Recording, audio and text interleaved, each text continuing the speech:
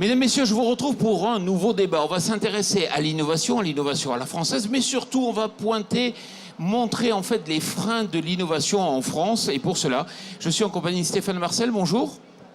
Bonjour. Alors Stéphane Marcel, vous êtes directeur général de Ma Ferme Néotique. En deux phrases, Ma Ferme Néotique. On est au cœur du débat. On fait de l'innovation logicielle pour plus de 20 000 exploitants agricoles en France. D'accord. Et puis je suis en compagnie de Charles Voury. Bonjour. Bonjour. Alors vous êtes secrétaire général de l'industrie du biocontrôle. Alors tout le monde parle du biocontrôle cette année au Salon de l'Agriculture, l'IBMA.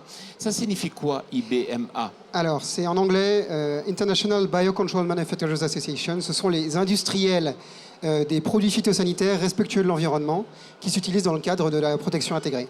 Concrètement, vous développez quel type de produit? Alors, moi, je développe aucun produit, mais mes adhérents développent des produits phytosanitaires pour que ce soit des fongicides, des insecticides, des herbicides.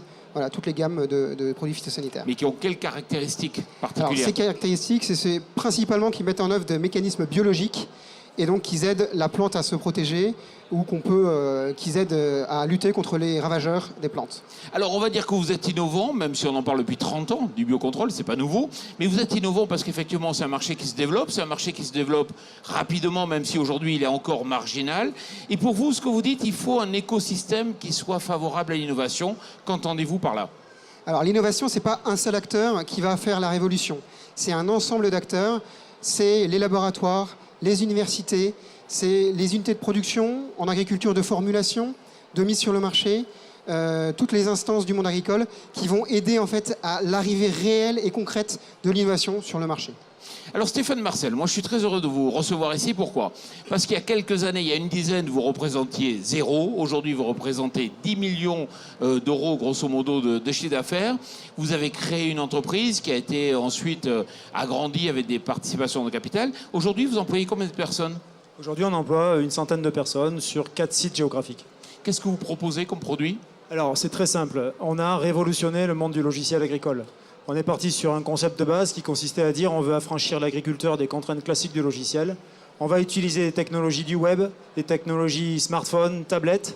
On va intégrer les données qui viennent du satellite, qui viennent du tracteur, qui viennent du drone. Et on va essayer d'accompagner l'agriculteur dans le changement de son métier qui devient de plus en plus un chef d'entreprise et qui a besoin de piloter son exploitation agricole au quotidien. Est-ce que François Hollande pense à vous amener dans ses voyages avec lui? Pas encore, malheureusement, et je pense que ce serait vraiment bien qu'on soit identifié comme pépite, justement, pour nous amener à l'international, nous faire connaître aussi au plus grand nombre. Alors, vous savez qu'il y a eu le Conseil supérieur de l'attractivité. Est-ce qu'aujourd'hui, la France est attractive pour vous, déjà, entreprise française? Alors oui, bien sûr, parce qu'il y a un vivier, un écosystème autour de l'innovation, autour de la recherche et développement et du financement, avec un certain nombre d'aides publiques. Pour preuve, en Languedoc-Roussillon, on a un écosystème très favorable à la création d'entreprises innovantes avec des fonds de prêt comme Créalia, par exemple.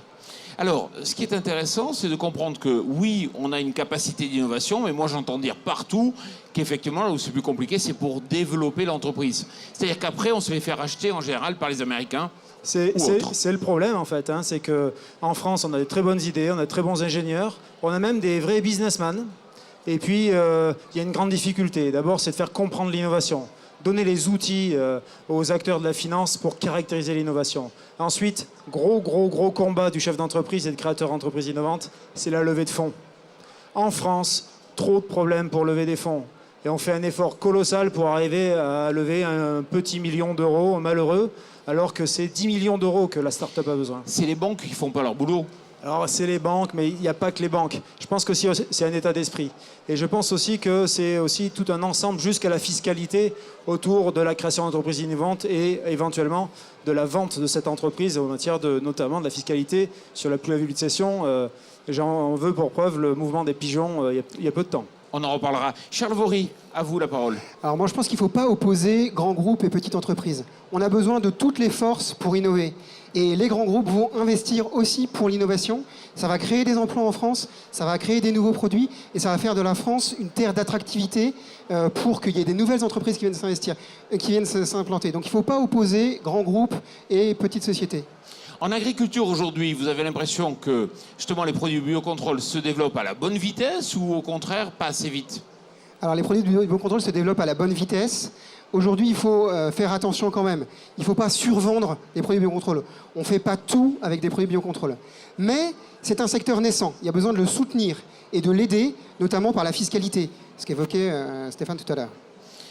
Alors Stéphane Marcel, dans les mesures qui sont prises par le gouvernement, si demain vous étiez dans le remaniement le nouveau ministre, la première mesure que vous prendriez en faveur justement de l'innovation, comment vous feriez pour développer cela? Je crois que j'injecterai encore plus d'argent dans l'ensemble des réseaux locaux qui existent aujourd'hui à l'échelle de chaque région pour donner plus de facilité aux créateurs d'entreprises, à celui qui a envie de prendre du risque. Parce que, attention, il faut bien comprendre qu'un créateur d'entreprise innovante prend du risque, lui et ses collaborateurs. Et j'injecterai un maximum de fonds pour essayer de permettre à ces entreprises innovantes de faire son premier million d'euros de chiffre d'affaires. C'est clairement un grand cap à franchir. Et ensuite, je ferai en sorte de créer des plateformes de financement en matière de création-développement, de financement en matière d'impulsion pour que ces entreprises restent indépendantes et ne se fassent pas racheter justement par des majors mondiales. Pour qu'on crée demain notre Google à la française, il n'y a que comme ça qu'on y arrivera. Charles Vaury. Alors moi, je pense qu'il faut aussi instaurer une fiscalité, un environnement dans lequel l'entreprise puisse se développer correctement et notamment alléger les entreprises qui sont innovantes, qui vont dans le sens du développement durable, de taxes. Alléger ces taxes pour que les entreprises puissent prendre vraiment leur envol. On en a marre des subventions, on ne veut pas picouser les entreprises, il faut leur enlever les taxes qu'elles payent si elles vont dans le bon sens. Voilà. Alors, François Hollande a fait son coming out sur le plan économique, c'est venu un peu tard, mais c'est venu, c'est déjà bien. Vous, ça vous satisfait ou il faut encore aller plus loin? Je crois qu'il ne faut pas avoir peur d'aller encore plus loin. Parce qu'on ne peut pas rester avec des petits pas. Je pense qu'il vaut mieux vraiment franchir le cap, aller jusqu'au bout de la démarche et puis de ne pas rentrer dans la polémique et d'attendre les résultats. Une entreprise, pour créer de la valeur, c'est pas un quinquennat, ça ne suffit pas. Il faut attendre. Et je pense que si on ose faire le pas, alors on pourra récolter les fruits. Et c'est un cercle vertueux. On va créer de la valeur, on va créer du développement économique et on va créer de l'emploi. On va relancer la croissance. Charles Vaury. Alors pour moi aussi, il faut aller plus loin nettement. Il faut notamment, ce que je disais tout à l'heure, permettre aux gens de se regrouper et de travailler ensemble. Ça, c'est essentiel. Et ne pas opposer les grandes entreprises aux petites entreprises. Les grandes entreprises qui vont utiliser des fournisseurs et des petites sociétés innovantes comme fournisseurs, leur permettre de fonctionner ensemble pour faire avancer l'ensemble du secteur industriel et innovant. Le secteur agricole, si on revient un petit peu, on est au salon de l'agriculture. L'exploitant agricole, l'agriculteur qui demain devient un chef d'entreprise, il a besoin de ces entreprises françaises qui innovent et qui vont lui donner des facteurs clés de compétitivité. Si ces entreprises-là n'ont pas les moyens d'innover sur le plan fiscal, sur le plan financier, alors c'est toute une chaîne qui tombe. Alors c'est paradoxal parce que vous êtes quand même une petite entreprise encore et je vous souhaite vraiment de grossir, de grandir. Quelque part, c'est vous qui avez mis en place un système pour refinancer des jeunes entreprises. Alors oui, on a créé un Languedoc-Roussillon, financé par l'Europe, la région Languedoc-Roussillon et la Caisse des dépôts. On a créé quelque chose qui est sans commune mesure. On a créé une plateforme régionale d'innovation qui permet de faire des prêts à 0% aux créateurs d'entreprises innovantes. On arrive avec des fonds privés et des fonds publics de prêter de l'argent à ces équipes de chefs d'entreprise qui prennent des risques pour renforcer leurs fonds propres, prêter le premier centaine de milliers d'euros qui va leur permettre d'amorcer la pompe au financement et d'aller un petit peu plus loin. Et aujourd'hui, on a prêté plus de 5 millions d'euros en région Languedoc-Roussillon. On a créé des vraies pépites. Aujourd'hui, on est à l'initiative d'à peu près d'1 millier d'emplois. Alors j'écoutais BFM ce matin et effectivement, je crois que c'est Nicolas Dose qui expliquait qu'on fait erreur en France de confondre une politique d'emploi avec une politique de prospérité de l'entreprise. Aujourd'hui, on parle toujours en emploi. Effectivement, quand on est au chômage, on a envie de retrouver un emploi et c'est normal. Mais ce qu'il disait, et je trouvais ça pertinent, c'est qu'il faut cibler avant tout la prospérité des entreprises sans complexe, parce que si l'entreprise est prospère, elle va embaucher. Est-ce que c'est votre cas? Bien sûr, et puis il ne faut pas avoir peur de la réussite. La success story, c'est la success story made in France. Il faut être fier de cela.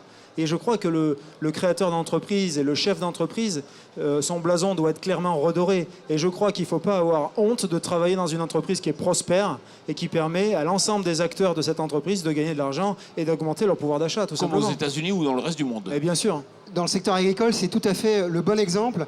Il faut aussi aider et subventionner, soutenir plus exactement les gens qui prennent des risques et les petites entreprises, à commencer par les agriculteurs eux-mêmes. Les pionniers qui essayent des nouveaux produits sur leur culture, ils doivent recevoir un soutien important. Ils sont pionniers, c'est eux qui prennent de l'avance, ils prennent des risques et ça doit être soutenu. Messieurs, vous êtes très bons débatteurs, on pourrait en parler encore pendant des heures, mais on va s'arrêter parce qu'on a justement... Nous sommes arrivés au terme de l'émission. On se retrouve dans quelques minutes pour une interview du ministre de l'Agriculture. Merci beaucoup, à très bientôt.